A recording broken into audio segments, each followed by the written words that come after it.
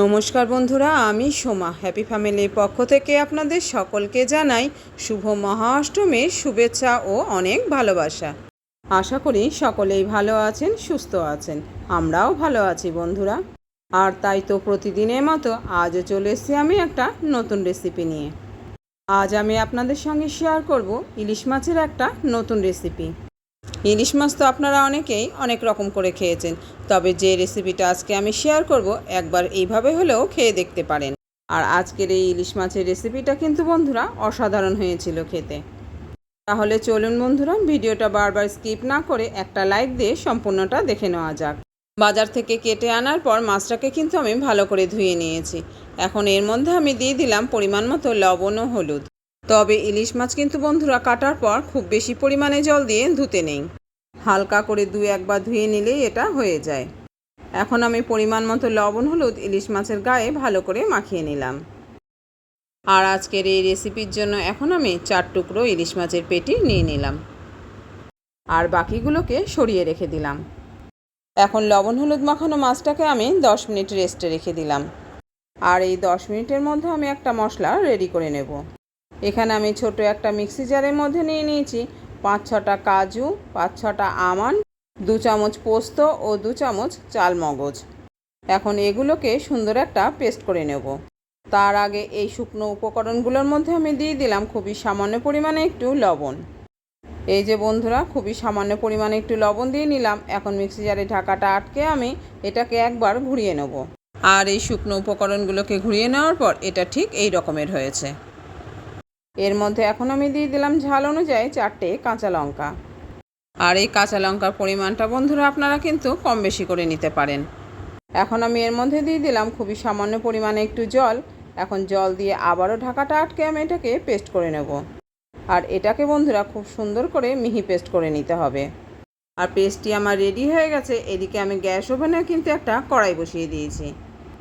এখন কড়াইটাকে কিন্তু খুব ভালো করে গরম করে নিতে হবে। আর কড়াইটা গরম হয়ে গেলেই দিয়ে দেবো এর মধ্যে আমি পরিমাণ মতো সর্ষের তেল। এই যে বন্ধুরা, কড়াইটা কিন্তু এখন গরম হয়ে গেছে। এখন এই গরম কড়াইয়ের মধ্যে আমি দিয়ে দিলাম পরিমাণ মতো সর্ষের তেল। আর ইলিশ মাছের এই রেসিপিটা কিন্তু বন্ধুরা সর্ষের তেলে করারই চেষ্টা করবেন। এখন তেলটাকেও খুব গরম করে নেব। তেলটা গরম হয়ে গেছে, তেলটাকে আমি কড়াইয়ের চারিপাশটা একটু মাখিয়ে নিলাম। আর এই যে এখানে বন্ধুরা লবণ হলুদ মাখানো ইলিশ মাছে যে পেটের টুকরোগুলো রয়েছে সেগুলোকে এখন আমি ভেজে নেব। এখন সব কটা ইলিশ মাছের টুকরোকে দিয়ে দিলাম কড়াইতে। আর এই ইলিশ মাছটাকে আমি এপিট ওপিট করে খুব হালকা করে একটু ঘুরিয়ে ফিরিয়ে ভেজে নেব। তবে একদমই খুব কড়া ভাজা নয়। কড়াইতে দেওয়ার সাথে সাথেই এগুলোকে কিন্তু আমি নেড়ে চেড়ে উল্টে পাল্টে খুব হালকা করে ভেজে নিলাম।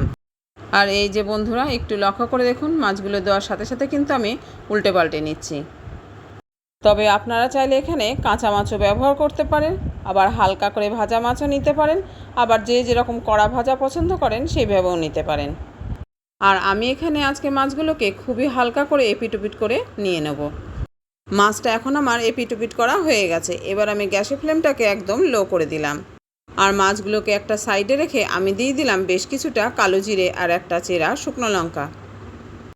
কালো জিরে আর শুকনো লঙ্কাটা দিয়ে একটু নেড়ে চেড়ে নিলাম। আর যখন ফোড়নটা থেকে সুন্দর গন্ধ বেরোবে তখন আমি এর মধ্যে দিয়ে দেবো পরিমাণ মতো জল। হ্যাঁ বন্ধুরা, তেলের উপরে আমি মশলাগুলোকে এখন দেবো না, আমি আগে দিয়ে দেবো পরিমাণ মতো জল। তেলের উপরে সরাসরি সর্ষে, পোস্ত কিংবা বাদামের পেস্ট দিলে তার গুণটা কিন্তু নষ্ট হয়ে যায়। আর এই কারণে আমি এখন দিয়ে দিলাম জল। যেরকম গ্রেভি রাখবো সেই পরিমাণে আমি জল দিয়ে নিলাম। এখন কড়াইটাকে ঢেকে দিয়ে এই জলটাকে কিন্তু খুব ভালো করে ফুটিয়ে নিতে হবে।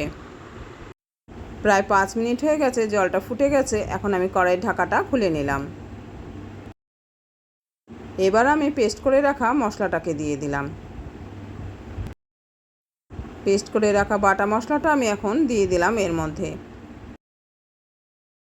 বাটিতে কিছুটা পরিমাণে লেগে আছে, এটাকে পরে জল দিয়ে ধুয়ে দিয়ে দেবো। আর এই মিক্সি জারে কিন্তু আমি ছোট একটা পাকা টমেটো পেস্ট করে নিয়েছিলাম। এখন সেই টমেটো পেস্টটিও দিয়ে দিলাম। কিছুটা টমেটো পেস্ট জারে লেগে আছে, এটাকেও আমি পরে জল দিয়ে ধুয়ে একসঙ্গে দিয়ে দেবো। টমেটো পেস্ট আর বাটা মশলাটা দিয়ে এটাকে ভালো করে নেড়েচেড়ে মিশিয়ে নিতে হবে। আর আমি এখন একটা খুন্তির সাহায্যে এটাকে ভালো করে নেড়েচেড়ে মিশিয়ে নিলাম। আর এখন আমি এর মধ্যে দিয়ে দিলাম পরিমাণ মতো লবণ। লবণের সঙ্গে আমি পরিমাণ মতো হলুদও দিয়ে দিলাম। তবে হলুদ কিন্তু এখানে আমি খুবই সামান্য পরিমাণে ব্যবহার করেছি। যেহেতু এটা বাদাম পোস্ত দিয়ে রান্না হচ্ছে, তাই হলুদ কিন্তু আমি খুব বেশি পরিমাণে দেইনি। খুবই সামান্য পরিমাণে হলুদ দিয়েছি, যাতে কালারটা খুব সুন্দর হয়। এবার মাছগুলোকে আমি খুব আলতো হাতে আস্তে আস্তে উল্টে দেব। আর এইভাবে এটাকে আরও 5 মিনিট মতো ফুটিয়ে নেব। ইলিশ মাছ খুবই নরম মাছ, তাই এটা অল্প জালেই হয়ে যাবে। মাছগুলোকে খুবই হালকা হাতে নেড়ে চেড়ে নিয়েছি। এখন ঝোলের পরিমাণটা কম হয়ে যাওয়ায় আমি মিক্সি জারটা ধুয়ে সামান্য পরিমাণে জল দিয়ে দিলাম। এখন এটাকে আমি আরও 2 থেকে 3 মিনিট ভালো করে জাল করে নেব। আর এটা তাড়াতাড়ি হওয়ার জন্য আমি কড়াইটাকে ঢেকে দিলাম 2-3 মিনিটের জন্য। ঠিক 2 থেকে 3 মিনিট পর আমি কড়াইয়ের ঢাকাটা খুলে নিলাম। আর এখন কিন্তু আমার আজকের কাজু পোস্ত ইলিশ রেডি। এবার আমি গ্যাস ওভেনটাকে অফ করে দিয়ে এটাকে কিন্তু একটা সার্ভিং বলে নামিয়ে নেব। তাহলে বন্ধুরা, আজকের এই কাজু পোস্ত ইলিশের রেসিপিটা আপনাদের কীরকম লাগলো জানাতে কিন্তু ভুলবেন না। ভালো লেগে থাকলে লাইক, কমেন্ট ও শেয়ার করবেন। আর চ্যানেলে নতুন বন্ধু এসে থাকলে চ্যানেলটিকে সাবস্ক্রাইব করে অবশ্যই আমার পাশে থাকবেন। আর চ্যানেলটি সাবস্ক্রাইব করার সময় পাশে থাকা বেল বাটনের অল অপশনটা কিন্তু সিলেক্ট করতে ভুলবেন না। তাহলে যখনই কোনো আমি নতুন ভিডিও আপলোড করব, সঙ্গে সঙ্গে তার নোটিফিকেশান আপনি পেয়ে যাবেন। আর আপনি আপনার সময় মতো সেটাকে দেখে নিতে পারবেন। আজ তাহলে এই পর্যন্ত বন্ধুরা, ফিরে আসছি পরের ভিডিওতে অন্য কোনো রেসিপি নিয়ে। আর আজকের কাজু পোস্ত ইলিশ যদি আপনাদের একটু হলেও পছন্দ হয়ে থাকে, তাহলে কিন্তু আপনারা এই রান্নাটা অবশ্যই এর মধ্যে একদিন বাড়িতে বানিয়ে খেয়ে দেখবেন। আশা করছি সকলেরই খুব পছন্দ হবে। আর এখনও পর্যন্ত যে সকল বন্ধুরা ধৈর্য সহকারে আমার সঙ্গে রয়েছেন, তাদের অনেক অনেক ভালোবাসা। আপনারা ভালো থাকবেন, সুস্থ থাকবেন আর এইভাবেই আমার পাশে থাকবেন।